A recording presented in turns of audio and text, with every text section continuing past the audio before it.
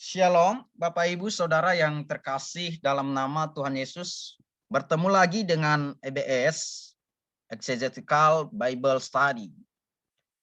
Video ini berisi tanggapan sekaligus kritik keras dari EBS mengenai pemahaman Bu Rita Wahyu tentang Matius 1 ayat 20 yang beliau muat dalam tulisannya di Sarapan Pagi Biblikal. Di sana beliau menyimpulkan bahwa anak dalam kandungan Maria itu, yakni Yesus, adalah Roh Kudus sendiri.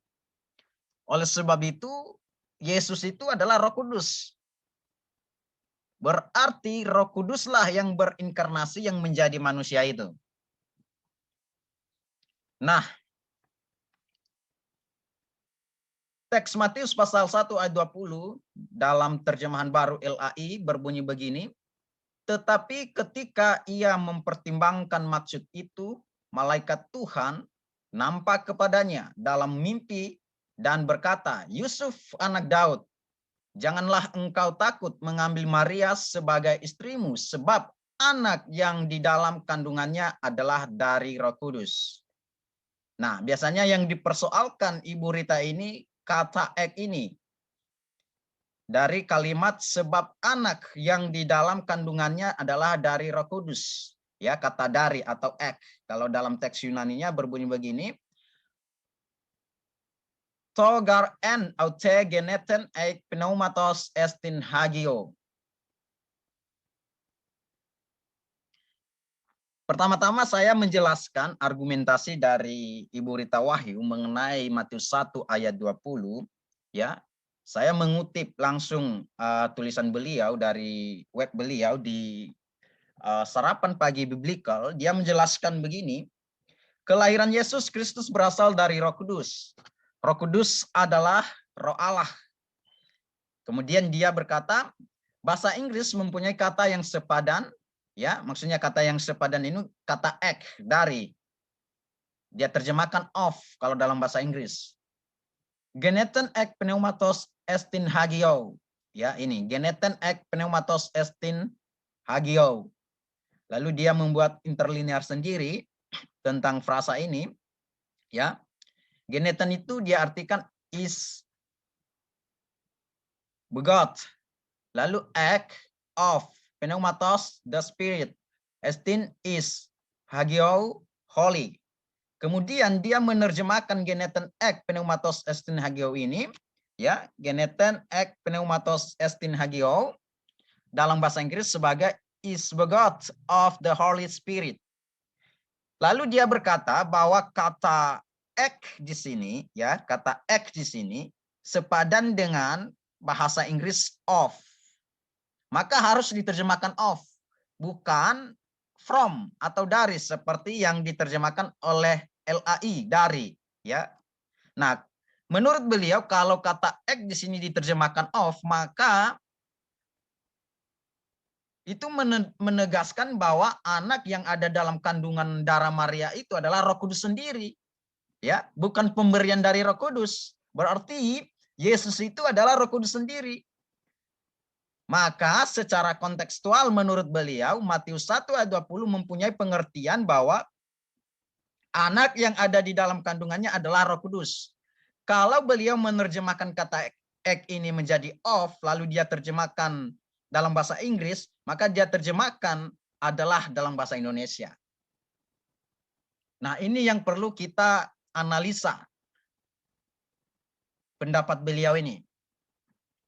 Nah, sebelum saya menganalisa atau mengamati teks Matius pasal 1 ayat 20, terlebih dahulu saya memberikan kritik awal untuk beliau, ya, untuk Ibu Rita Wahyu. Yang pertama, Bapak Ibu kalau mau melihat ya situs Sarapan Pagi Biblikal yang ditulis oleh beliau, di sana suka sekali menampilkan berbagai versi terjemahan. Jadi nanti di sana akan ditampilkan berbagai versi terjemahan, bahasa Inggris kah atau yang lain-lain, ya. Nah, sebenarnya ini tidak masalah kalau kita menampilkan versi terjemahan dalam tulisan kita. apalagi dalam ketika kita menafsirkan teks Alkitab. Tapi persoalannya adalah beliau tidak melakukan analisa atau tidak mengamati atau membedah setiap terjemahan itu.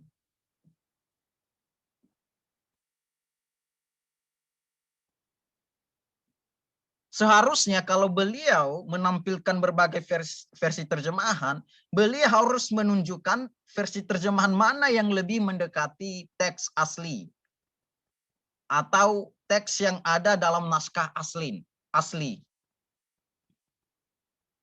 Supaya setiap pembaca paham. Nah, kalau dalam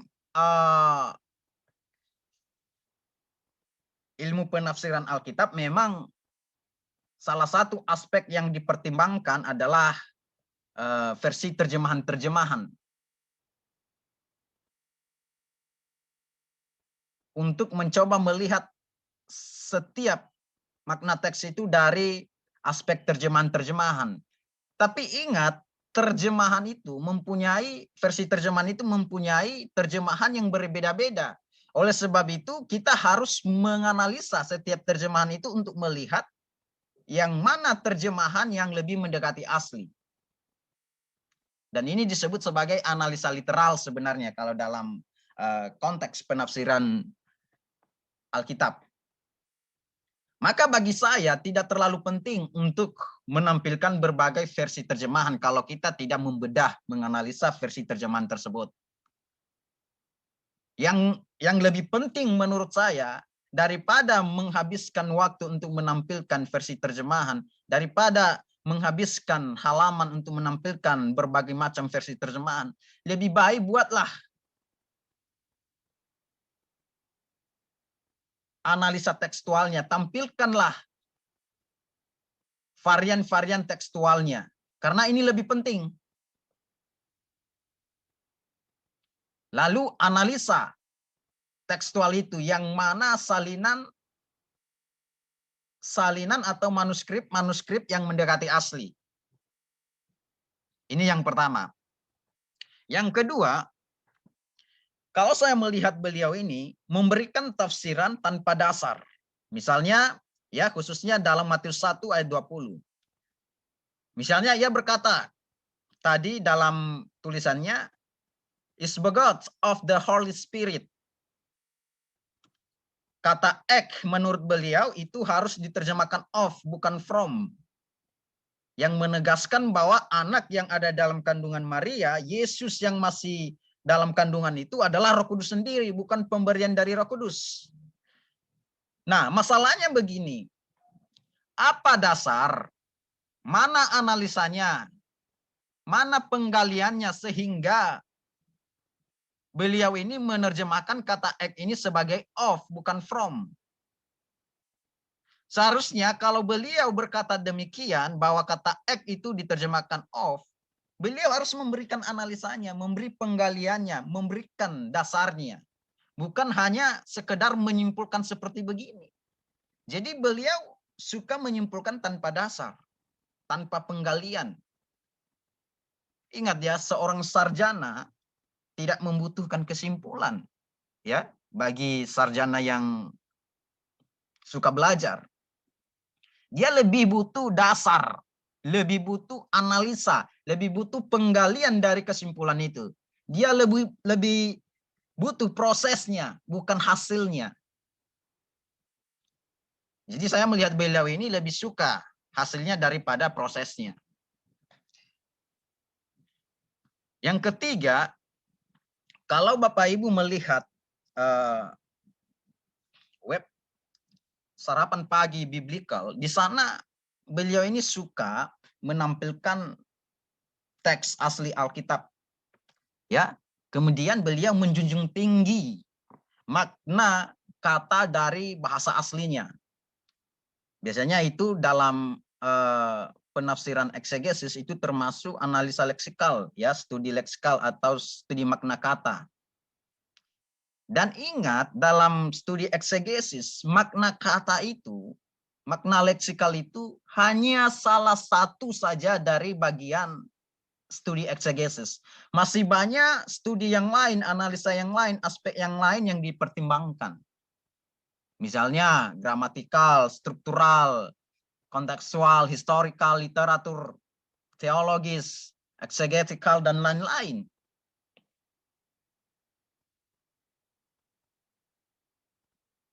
Jadi tidak cukup dalam menafsirkan Alkitab hanya melihat makna kata dari bahasa aslinya. Karena begini,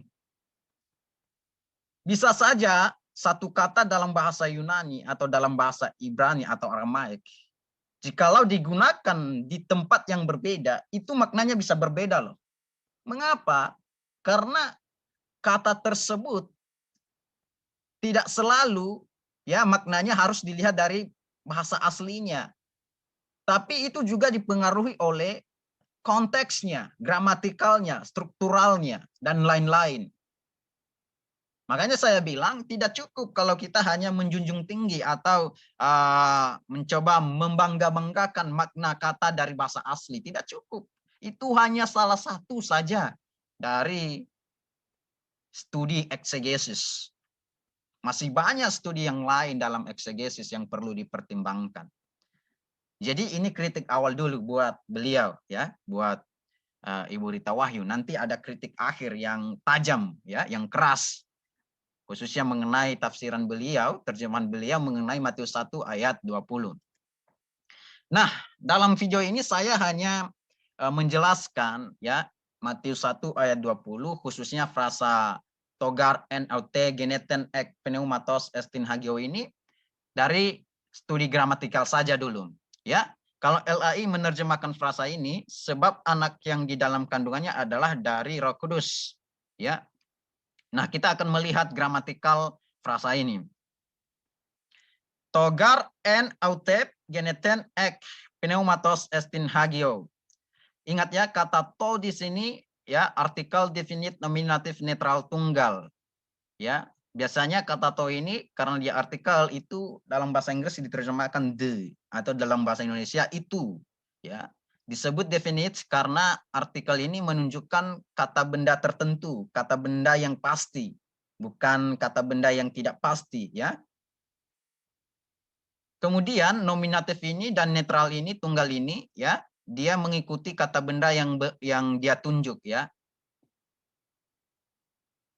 Kemudian kata gar. Kata gar ini adalah konjungsi atau kata penghubung koordinasi. Biasanya diterjemahkan sebab karena. Karena kata gar ini umumnya menyatakan sebab atau alasan, ya. Kemudian kata n. Kata n ini preposisi, kata depan, kasusnya datif. Diterjemahkan di dalam, ya. Lalu kata aute, ya. Kata aute ini kata ganti orang datif. Ingat ya, datif. Kalau kata ganti orang datif itu diterjemahkan nya. Berbeda lagi kalau dia kata ganti orang akusatif, ya. Kalau dia kata ganti orang datif itu diterjemahkan nya. Lalu feminin, gendernya feminin. Nah, ini berbicara perempuan yang dimaksud. Katanya ini, ya, kata orang ini ganti orang ini yang dimaksud perempuan, lalu tunggal sendiri, ya, yang dia maksud tidak dua, tidak tiga, ya. Jadi perempuan yang dimaksud, ya, aute yang dimaksud itu adalah Maria, ya, dalam konteks Matius 1 ayat 20. Kemudian kata geneten. Nah, kata geneten ini adalah kata kerja partisip aorist. Perhatikan kata kerja partisip, modus partisip. Aorist pasif nominatif netral singular atau tunggal. Nah, kata geneten ini saya terjemahkan anak yang telah dikandung. Mengapa saya menerjemahkan kata geneten ini sebagai anak yang telah dikandung? Nanti saya jelaskan. Lalu kata ek yang dipersoalkan Ibu Rita ini, ya. Preposisi, kata depan kasusnya genetif. Biasanya diterjemahkan dari atau keluar dari. Lalu kata pneumatos, ya. Ini kata benda genetif netral tunggal dari kata dasar pneuma. Diterjemahkan roh, mengacu kepada Roh Kudus, ya. Lalu kata estin, kata kerja indikatif kini orang ketiga tunggal, ya, orang ketiga dari kata dasar emi, ya. Estin ini dari kata dasar emi. Nah, orang ketiga berarti dia. Kalau emi itu biasanya diterjemahkan adalah sedang berlangsung karena dia indikatif kini, ya, indikatif present, ya. Kemudian hagio, kata sifat hagio itu adalah kata sifat normal genetif tunggal. terjemahkan kudus, ya. Kata hagiou ini ya mengacu kepada pneumatos atau sifat dari pneumatos ini. Kenapa? Karena ingat kasusnya sama, genetif. Lalu numbernya tunggal, ya. Nah, sekarang saya akan menjelaskan kata geneten tadi. Tadi saya berkata bahwa kata geneten ini diterjemahkan anak yang telah dikandung. Mengapa saya menerjemahkan demikian? Nah, sekarang saya akan menjelaskannya. Perhatikan kata geneten ini adalah kata kerja partisip. Nah, untuk menerjemahkan kata partisip ada syaratnya, ada 3 syarat ya.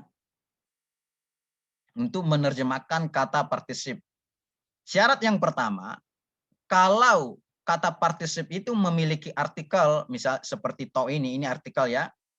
The ya, kalau bahasa Inggris, kalau bahasa Indonesia itu. Kalau memiliki artikel, berarti kata partisip itu berfungsi sebagai atributif atau substantif.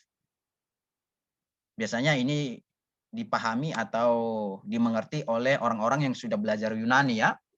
Kemudian kalau seandainya kata partisip itu tidak memiliki artikel, maka kata partisip itu berfungsi sebagai predikatif.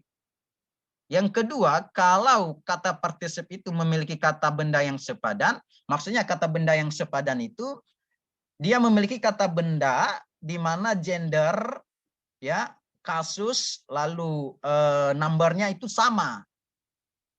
Ya, sepadan. Maka dia berfungsi atributif. Kalau tidak memiliki kata benda yang sepadan, dia berfungsi substantif. Nah, yang ketiga, kalau kita menerjemahkan kata partisip itu harus kita melihat kala waktunya. Aorist kah, present kah, future kah? Ya toh? Lalu kita harus mempertimbangkan diatesisnya juga. Voice-nya, aktifkah, pasifkah, middle-kah? Ya. Nah, sekarang kita akan melihat kata geneten. Lihat kata geneten di sini. Ya. Kata geneten ini memiliki artikel to. Itu.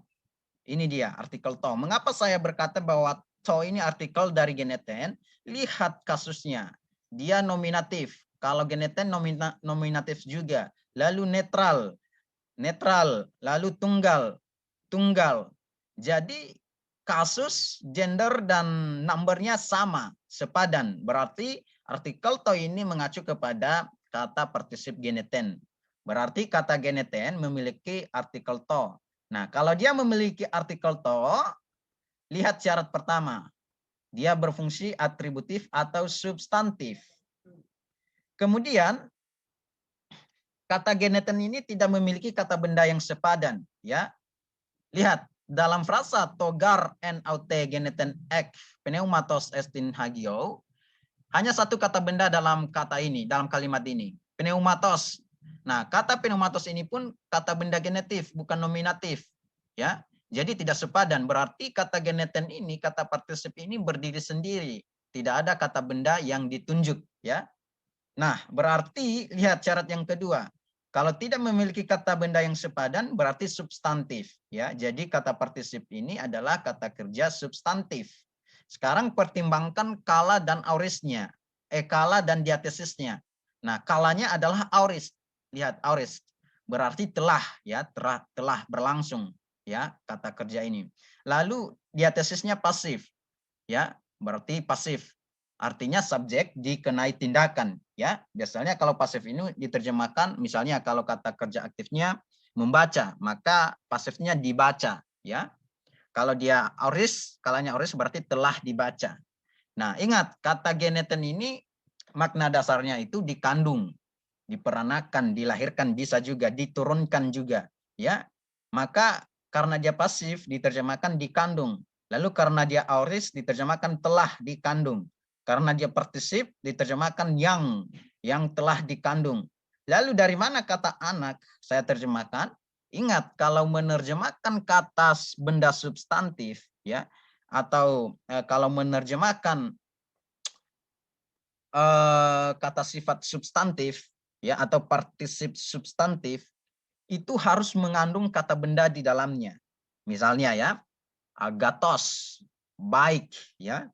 Nah, kalau agathos itu substantif menjadi ho agathos, maka harus diterjemahkan orang yang baik. Tidak boleh diterjemahkan hanya baik saja, karena dia substantif. Ya, harus ada kata benda di dalam terjemahannya. Nah, kalau seandainya agathos itu gendernya maskulin, maka diterjemahkan laki-laki yang baik. Nah, ingat, karena geneten ini bicara kata benda di kata kerja dikandung, ya, berarti yang dimaksud dikandung ini adalah anak kan? Nah, jadi kata bendanya harus anak, ya. Jadi makanya diterjemahkan geneten ini anak yang telah dikandung. Nah, sekarang kita melihat kata ek yang menjadi persoalan dalam tafsiran atau dalam terjemahan Burita Wahyu. Kata ek, kalau Bapak Ibu perhatikan, itu hanya digunakan dalam satu kasus saja, yaitu genetif. Tidak boleh dalam kasus datif, ablatif, dan yang lain-lain.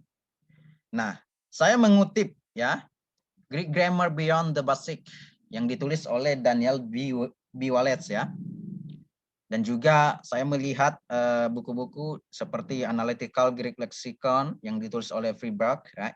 Timothy Freeburg, lalu Greek English Lexicon of the New Testament (BDAG) oleh Bauer Dunker ya, lalu Grammar of the Greek New Testament in the Lines of Historical Research oleh A.T. Robertson ya, ini seorang pakar gramatikal Perjanjian Baru Robertson ini.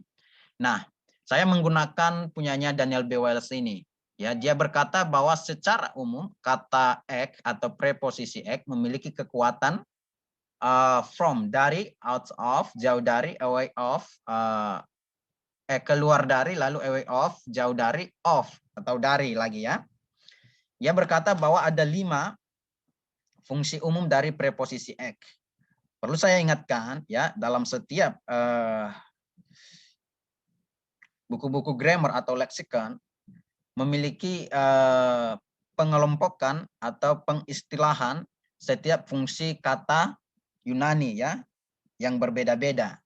Jadi bisa saja punyanya seperti misalnya punyanya Robertson ya. Bukan hanya 5, dia menambahkan ada waktunya di sana, ada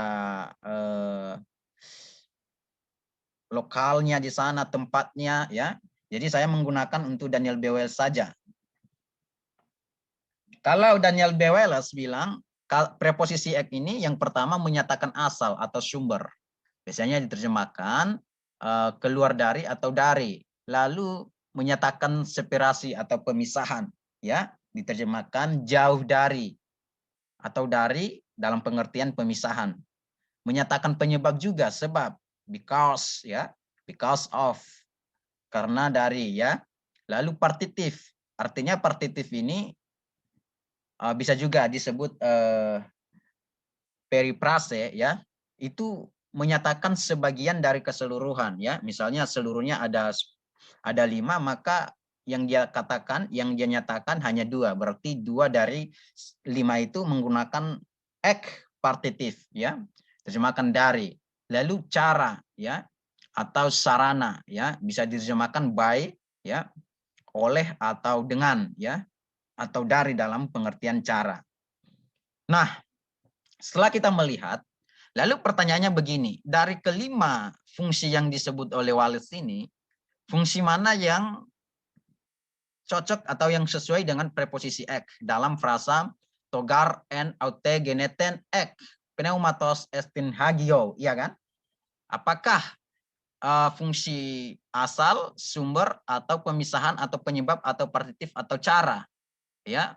Nah, saya membaca bukunya beliau dari halaman 78 sampai 136 ya.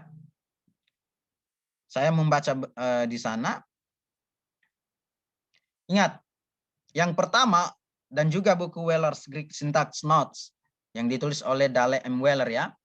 Yang pertama, untuk menentukan fungsi dari kata ek ini, pertimbangkan kata benda di depan preposisi ek. Berarti kata benda di depan preposisi ek adalah pneumatos. Karena biasanya kata ek ini artinya selalu dipengaruhi atau berhubungan dengan kata benda yang sama kasus dengan kata ek ini. Jadi pneumatos ya kata bendanya setelah kata ek. Yang pertama untuk menentukan fungsi dari kata ek ini kita harus mempertimbangkan kata pneumatos ini. Nah, kata benda pneumatos ini ya tadi saya sudah jelaskan bahwa itu adalah kata benda genetif netral tunggal ya. Terjemahkan roh ya. Nah, karena dia kata benda genetif dalam bukunya Wallace dari halaman 78 sampai 136 ada beberapa tipe atau jenis penggunaan kasus genetif ini. Yang pertama sebagai adjektifal genetif, lalu ablatif genetif, lalu verbal genetif, lalu adverbial genetif, lalu after certain words, maksudnya digunakan untuk kata-kata tertentu. Nah, setelah saya baca buku beliau, ternyata penggunaan kata ek bersama dengan kata benda pneumatos yang adalah genetif juga, itu masuk dalam kelompok genetif ablatif atau ablatif genetif. Nah, genetif ablatif ini terdiri dari 3 bagian lagi, yaitu genetif separasi pemisahan, genetif sumber atau asal, lalu genetif perbandingan. Nah, beliau menjelaskan jika preposisi ek plus ditambah kata benda genetif, maka itu adalah berfungsi sebagai genetif sumber atau asal. Ingat ya, kata ek plus kata benda pneumatos genetif, kasus genetif, itu artinya berfungsi sebagai genetif sumber asal. Yang menyatakan bahwa kata benda genetif ini sebagai sumber atau asal dari kata benda utamanya, ya. Jadi maka jelas dari sini dari kasus kata benda pneumatos bersama dengan kata ek, kita tahu bahwa kata ek ini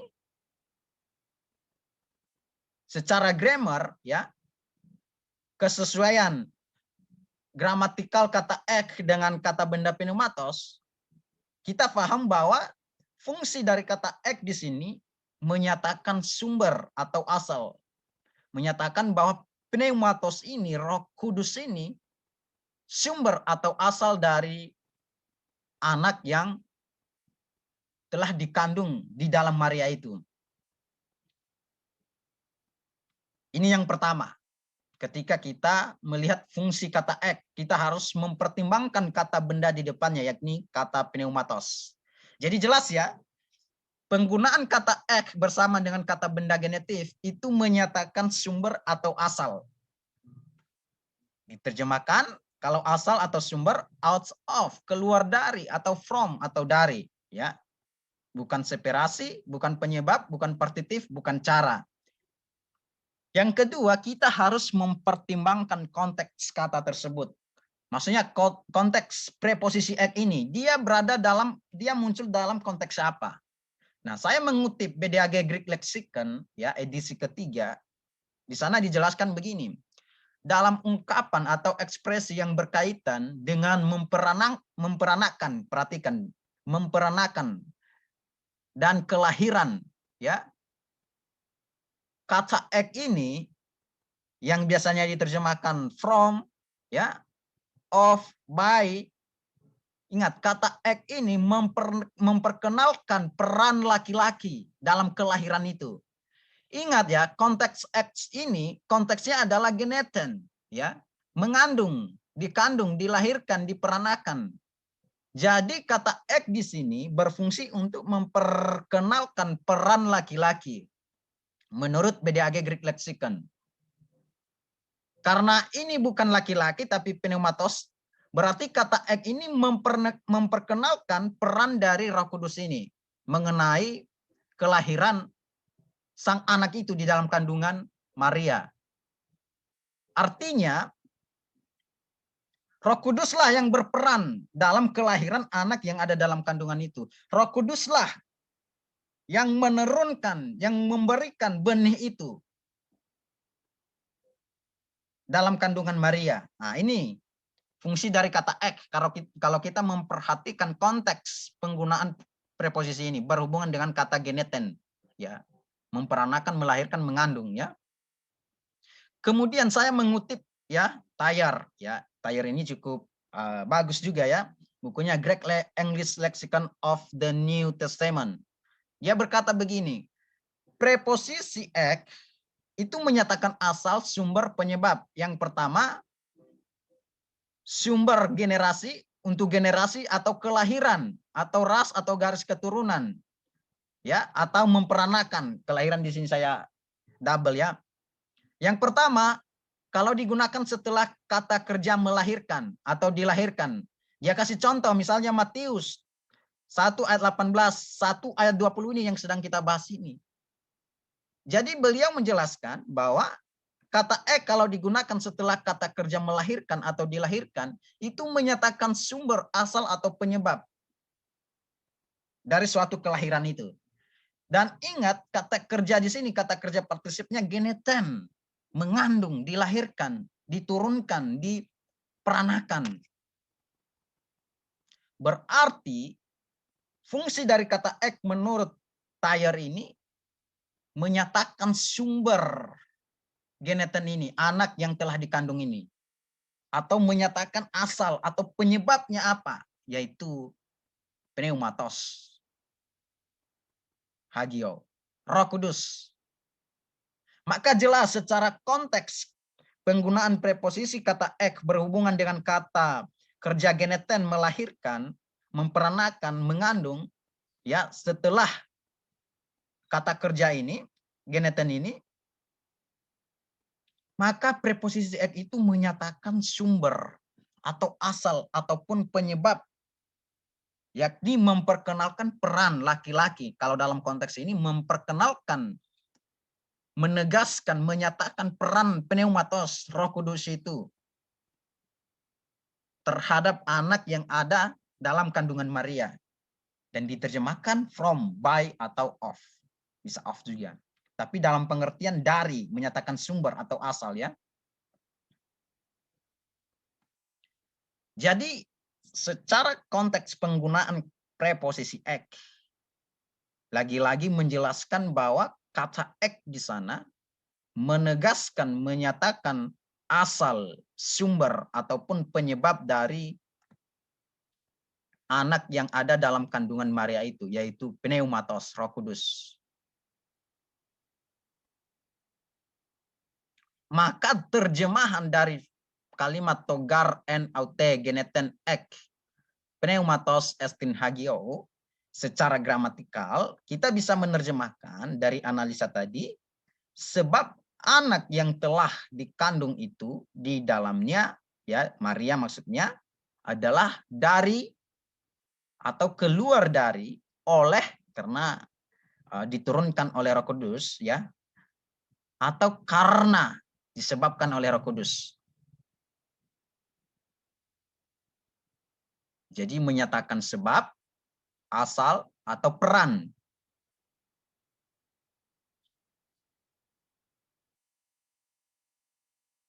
Kalau Ibu Rita Wahyu menerjemahkan begini, anak yang di dalam kandungannya adalah Roh Kudus.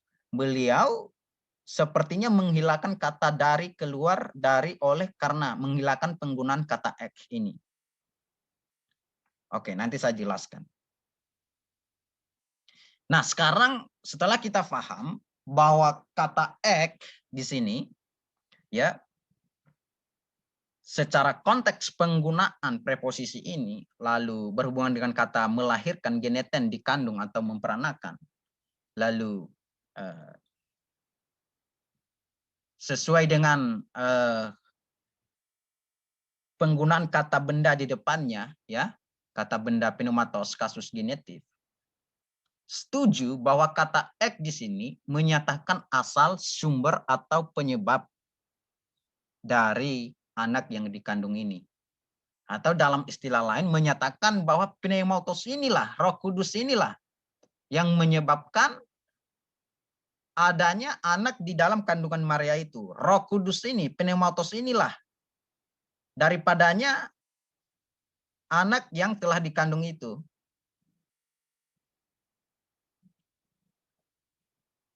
Nah, perhatikan, ini adalah kritik keras saya terhadap tafsiran dan terjemahan Ibu Rita tadi, ya. Beliau menerjemahkan frasa ini, togar en aute geneten ek pneumatos estin hagio. Anak yang di dalam kandungannya adalah Roh Kudus. Ya, fokus pada kata ek dan frasa adalah Roh Kudus, ya. Kalau dalam bahasa Inggris dia terjemahkan is begotten of the Holy Spirit. Dia menggunakan of di sini. Nah, fokus pada frasa adalah Roh Kudus. Ingat ya, dalam terjemahan Yunani tadi, gramatikal Yunani tadi, kata adalah ini ya itu diterjemahkan dari kata benda estin, ya. Dari kata dasar emi, adalah estin, bukan dari kata ek. Lalu kata roh itu dari pneumatos, dari kata kudus itu dari hagio. Nah, sekarang kalau kata adalah ini ya dalam terjemahan Burita ini yang merupakan terjemahan dari kata estin, sekarang pertanyaannya begini, kemanakah preposisi ek ini yang diterjemahkan dari, keluar dari, oleh, atau sebab, atau karena? Terjemahannya di mana? Ingat ya, kata adalah ini, ya saya juga menggunakan dalam terjemahan saya, ini kata adalah, tapi ini adalah kata kerja kalau dalam bahasa Yunani. Estin, diterjemahkan dari kata estin. Lalu kemanakah kata ek ini? Mengapa dikorupsi? Mengapa dihilangkan? Ibu Rita ini menggunakan kata adalah, itu kata kerja dalam bahasa Yunani, estin, bukan dari kata ek. Nah, sekarang pertanyaannya, Anda kemanakah preposisi ek ini? Mengapa dikorupsi? Mengapa dihilangkan? Atau dalam pengertian beliau ini menerjemahkan kata ek ini ya menjadi of dalam bahasa Inggris, lalu menjadi adalah dalam bahasa Indonesia. Oke, sekarang dalam terjemahan yang beliau usulkan ini, kata estin ini dikemanakan? Kalau beliau memang menerjemahkan adalah ini dalam terjemahannya of dalam bahasa Inggris dari kata ek, sekarang kata ek, kata estin, kata kerja estin ini dikemanakan? Mengapa dihilangkan? Mengapa dikorupsikan?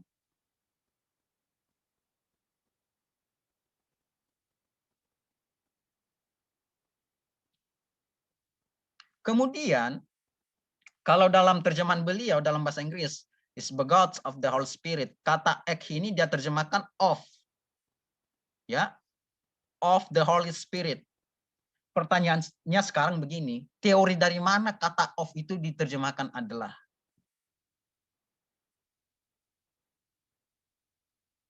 Teori dari mana? Preposisi of dalam bahasa Inggris itu diterjemahkan adalah.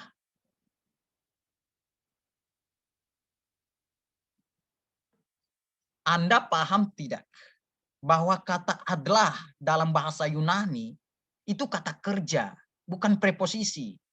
Ya, itu kata kerja. Kalau dalam konteks ini diterjemahkan dari esti, kata dasar ini, itu kata kerja, bukan preposisi.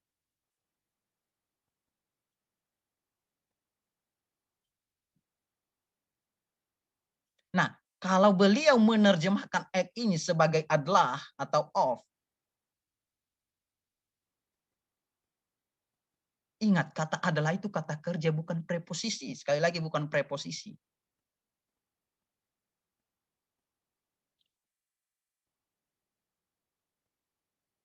Lalu pertanyaan kita sekarang, kapan dalam bahasa Yunani itu ya kata adalah ya seperti yang beliau terjemahkan ini dari kata ek menjadi adalah ya, kapan dalam bahasa Yunani itu kata adalah ini yang merupakan kata kerja ya, estin ya, yang merupakan kata kerja dalam bahasa Yunani. Ingat ya, kata adalah kata kerja dalam bahasa Yunani.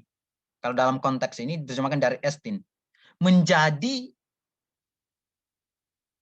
preposisi of dalam bahasa Inggris.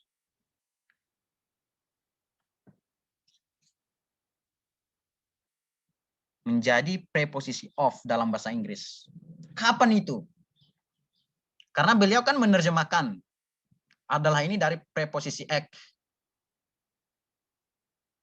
Atau dalam bahasa Inggrisnya of, dia terjemahkan of dalam bahasa Inggris. Nah, kapan kata adalah ini ya disebut sebagai preposisi dalam bahasa Yunani? Ingat ya, kata adalah ini sekali lagi saya tegaskan, itu kata kerja dalam bahasa Yunani, diterjemahkan dari kata estin. Ya, dia adalah sedang berlangsung. Biasanya diterjemahkan adalah saja. Jadi kira-kira ini kritik saya terhadap tafsiran Bu Rita dan terhadap terjemahan beliau. Nah, apa yang perlu kita simpulkan dari studi gramatikal yang sudah saya lakukan? Ternyata frasa togar en aute geneten ek pneumatos estin hagio itu, penggunaan kata ek dalam kalimat ini, ya, kalau dia berkaitan dengan kata geneten memperanakan, melahirkan atau mengandung, maka preposisi ek ini ya menegaskan peran laki-laki. Nah, karena anak dalam kandungan Maria itu adalah bukan diturunkan oleh Yusuf, tapi dari Roh Kudus, maka jelas bahwa kata ek ini menegaskan, menyatakan peran Roh Kudus ini terhadap kelahiran anak yang ada dalam kandungan Maria itu. Yakni bahwa pneumatos ini asal atau sumber atau sebab dari anak yang ada dalam kandungan Maria. Maka kalau Roh Kudus adalah sumber, asal atau sebab, maka jelas bahwa itu tidak menjelaskan bahwa kata ek ini menyatakan bahwa anak itu adalah Roh Kudus sendiri. Tidak ada teorinya itu, ya.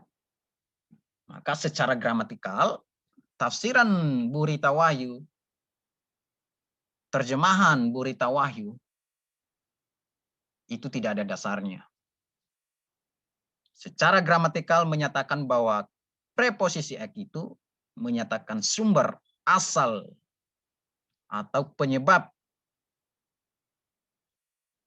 dari anak yang dikandung oleh Maria itu, yaitu pneumatos.